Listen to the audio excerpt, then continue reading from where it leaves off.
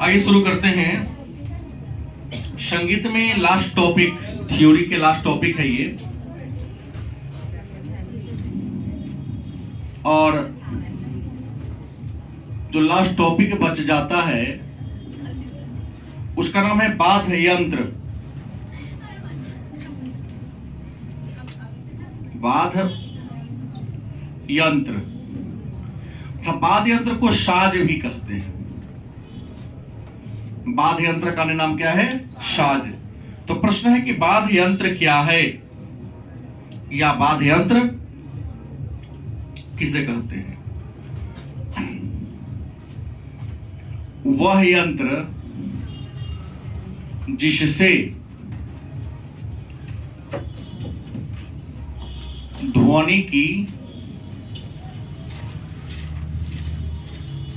उत्पत्ति होती है, क्या कहते हैं? वाद्य यंत्र या साज के नाम से। गलत कि सही? मतलब वह यंत्र जिससे क्या निकलता है? ध्वनि या स्वर भी कह सकते हैं। ध्वनि या स्वर की उत्पत्ति होती है, उस यंत्र को हम वाद्य यंत्र या साज के नाम से जानते हैं। अब प्रश्न है कि साज के प्रकार कितने? साज के प्रकार मतलब वाद्य यंत्र के कितने प्रकार हैं? तो आपको बता दे, वाद्य यंत्र के 4 प्रकार हैं। वाद्य यंत्र के कितने प्रकार हैं? पहला तत्वाद।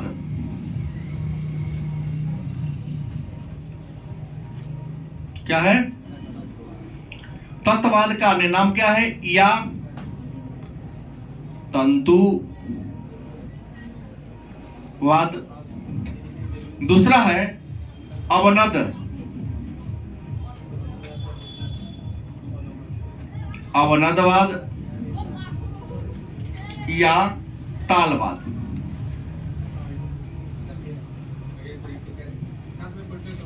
तीसरा है सुशीरवाद।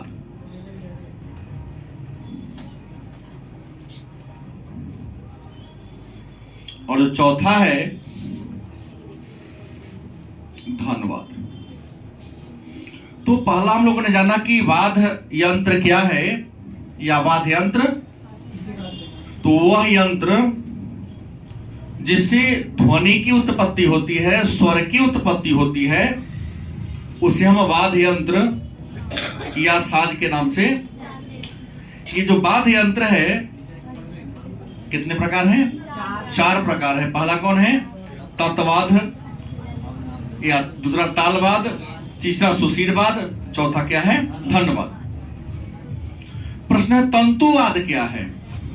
परिभाषा इसका है, तंतुवाद क्या है? तो वे वाद जिसमें स्वर की उत्पत्ति, जिसमें तार के द्वारा स्वर की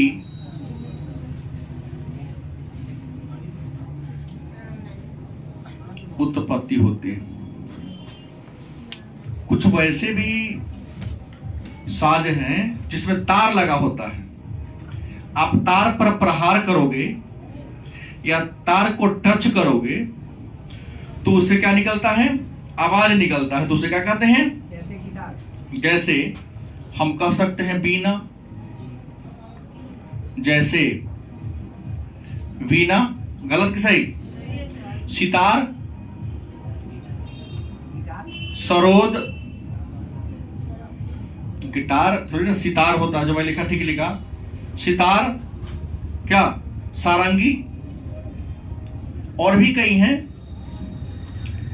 गलत सही? तो तंतुवाद किसे कहते हैं? तो तंतुवाद उस वाद को कहते हैं या उस साज को कहते हैं जिसमें तार लगा होता है। तार को टच करने से अगर उसे ध्वनि निकलता है तो उसे क्या कहते हैं? अब प्रश्न है, ये तत्ववाद के प्रकार कितने होते हैं? तो इस तंतुवाद के दो प्रकार होते हैं। मतलब इस तत्ववाद के कितने प्रकार हैं?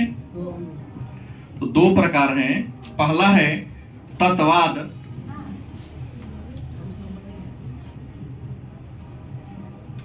तत्ववाद, और दूसरा है वितत्ववाद।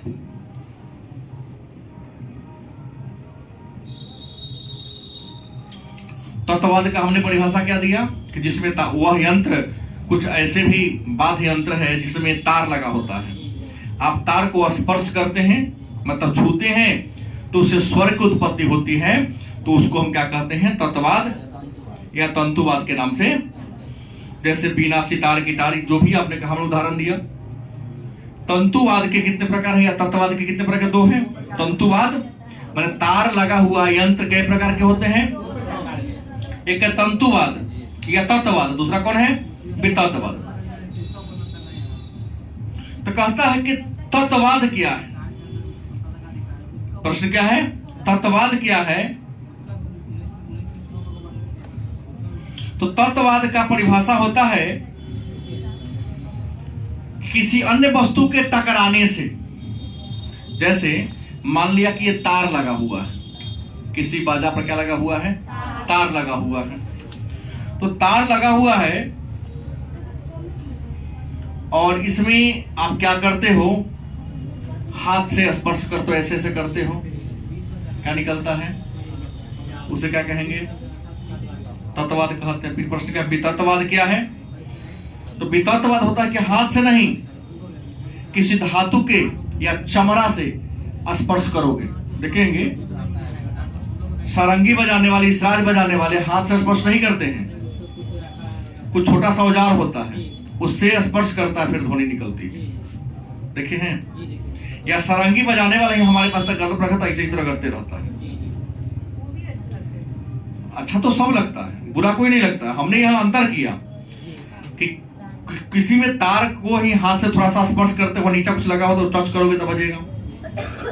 कुछ है नहीं, किसी धातु से या किसी अन्य डंडा से थोड़ा घर्षण उत्पन्न करते हैं, ध्वनि निकलती है, तो उसे क्या कहते हैं? वितत्ववाद के नाम से। दूसरा कौन है? तालवाद। क्या है? तालवाद किसे कहते हैं? परिभाषा होगा जिसे हाथ से ठोककर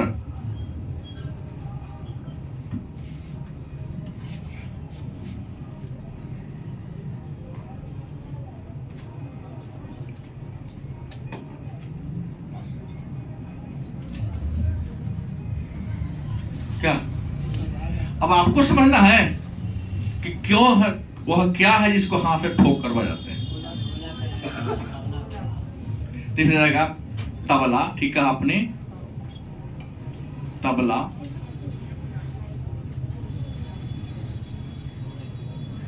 ढोलक गलत किसे? कुछ ऐसे भी साज है जिसको हाथ से ठोककर डंफोई में आ जाएगा।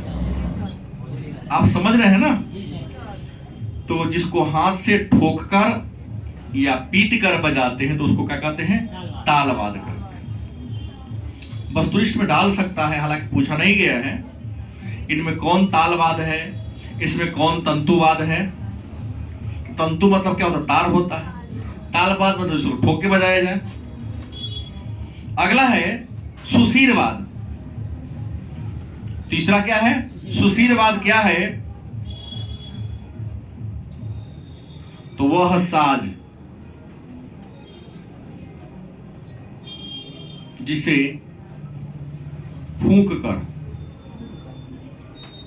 फूकेंगे तो करने के लिए निकलेगा, हवे ना आएगा। फूंक कर या हवा से बजाया, बहुत है।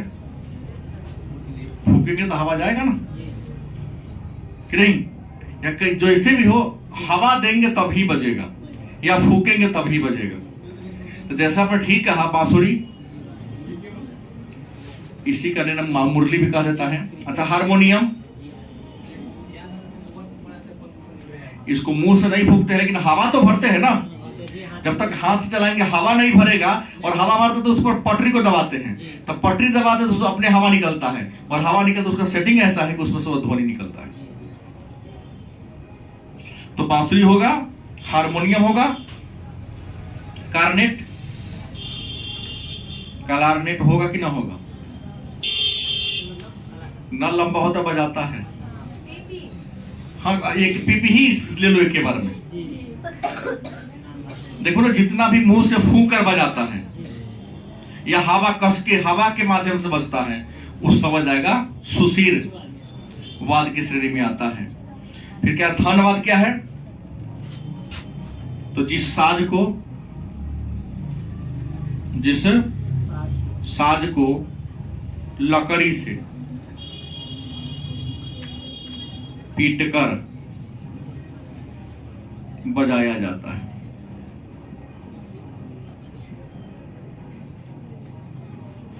कुछ ऐसे भी साज हैं जिसको लकड़ी से क्या करते हैं? पीटते हैं, तब उससे क्या निकलती है? जैसे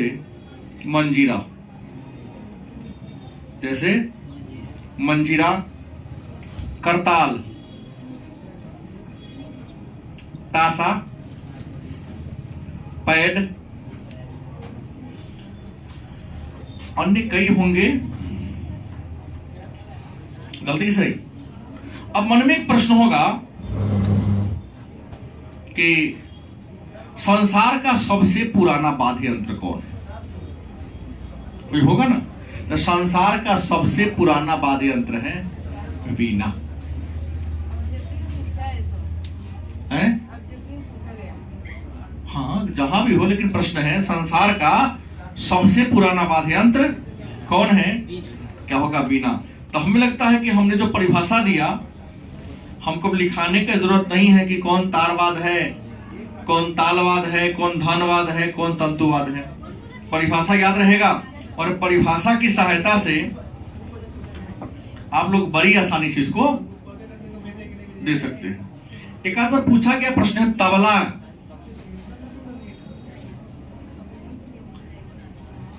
का सचित्र वर्णन करें।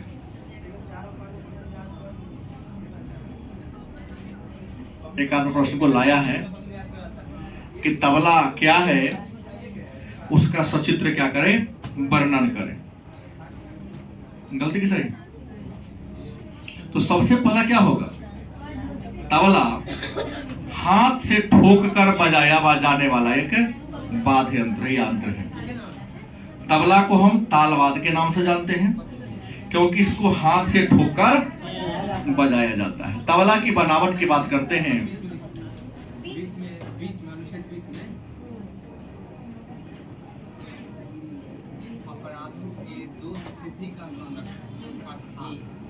लगभग पूरा तो नहीं बनेगा, लेकिन लगभग मैं बनाने का प्रयास कर रहा हूं।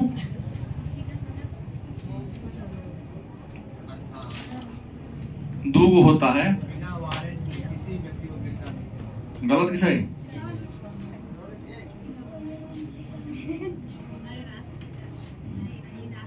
दो होता है। तबला के नीचे देखिएगा एक बीरा होगा रखा हुआ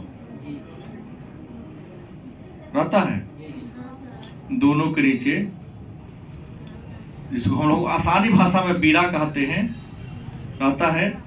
यहाँ पर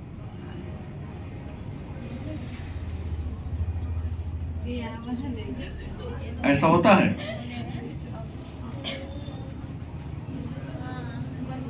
और यहाँ पर भी एक डोरी बना होता है, और यहाँ पर भी ऐसे ऐसे रहता है। क्या नहीं रहता है? इसमें से ऐसे सब में क्या निकला हुआ रहता है? रस्सी लगा होता है।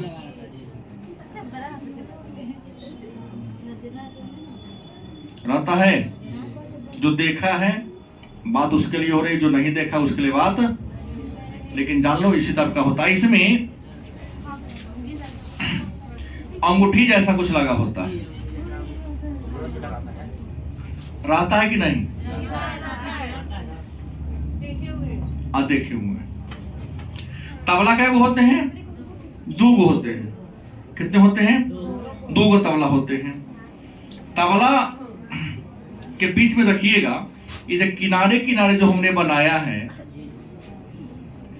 है ना, इसे कहते हैं पूरी। क्या कहते हैं?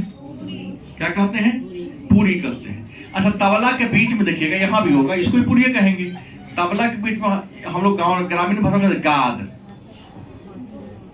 बीच में आता ब्लैक टाइप के, ढोलकों पर आता है बुआरे, बीच में अंदर से बड़ा इस कलाकारी है बनाना, इसको चढ़ाना। स्याही होता है, क्या होता है ये? हाँ, स्याही। बीच बाकी उजला होता है, तो उजला वाला को कहते हैं लव, बीच वाला को क्या कहते हैं? स्याही। बाकी वाला को क्या कहते हैं? लव के नाम से जानते हैं। अच्छा, ये जो होता है इसमें अंगूठी लगा होता है ताकि टाइट किया जा सके। मैंने यहां लिख दिया पूरी। ये जो है इसको हम छल्ला कहते हैं। अब ना ऊपर जाएगा तो लूज हो जाएगा, नीचे आएगा तो क्या होगा? टाइट होगा। हाँ, टाइट करेंगे ढप ढप बजेगा। गलती की सही? अच्छा, तो छल्ला हो गया। ये जो रस्सी होगा उसको क्या कहेंगे? डोरी कहेंगे। क्या कहेंगे? और नीचे जो मैट होता है उसको कहते हैं गुदरी। क्या कहते हैं? गुदरी के नाम से, गुडरी के नाम से इसको क्या करते हैं? जानते हैं। ये पूरा जो होता है वो लकड़ी का बना होता है। जो मेन संरचना होती है ये वाला किसके होता है? लकड़ी का बना होता है। गलत की सही? अच्छा, तबला 2 होता है, एक दाहिना हाथ से बजता है और एक बामा हाथ से बनता है। गलत की सही? तो तबला जो दाया हाथ से बजता है, बायां हाथ से एक बजता है, तो जो बायां हाथ से बजता है उसको डग्गा कहते हैं। बायां वाला को क्या कहते हैं? हाँ, डग्गा। बायां वाला को क्या कहते हैं? डग्गा के नाम से जानते हैं। और रियल तबला कौन होता है? और दाया वाला को तबला का। कोई दिक्कत है? हाँ, ये थोड़ा बड़ा ही छोटा होता है, चौड़ा होता है, चौड़ा भी होता है।